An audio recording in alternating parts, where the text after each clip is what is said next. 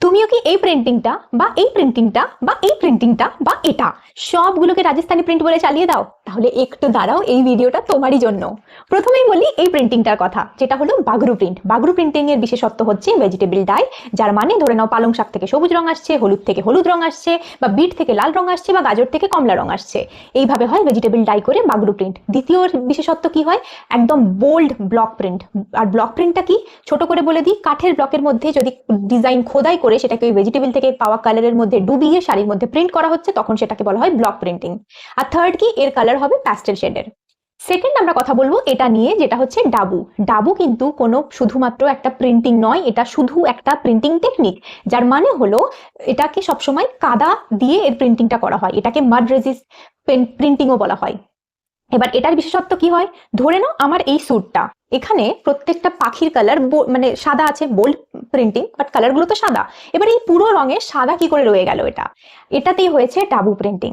আর এইটাই হচ্ছে ডাবু প্রিন্টিং এর একটা বিশাল ভালো এক্সাম্পল।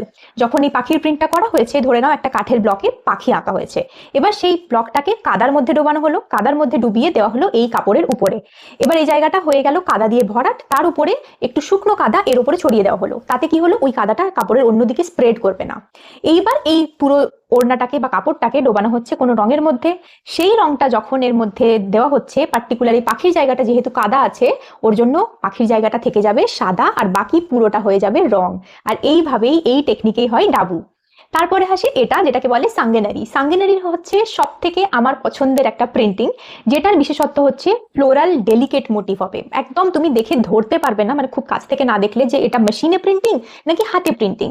এটাও ব্লক প্রিন্টিং, কিন্তু এখানে ভীষণ সূক্ষ্ম সূক্ষ্ম কাজ করা হয়, আর ফ্লোরাল মোটিভ হয়, আর সব থেকে মিষ্টি মিষ্টি কালার তুমি সাঙ্গেনারিতেই পাবে।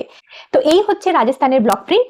আর এর ছাড়াও রাজস্থানে দেখা যায় বান্ধনি, লেহেরিয়া, যেগুলোর প্রভাব গুজরাটেও কিছুটা দেখা যায়। তোমরা যদি জানতে চাও, আমি অবশ্যই সেগুলোর ব্যাপারেও বলবো।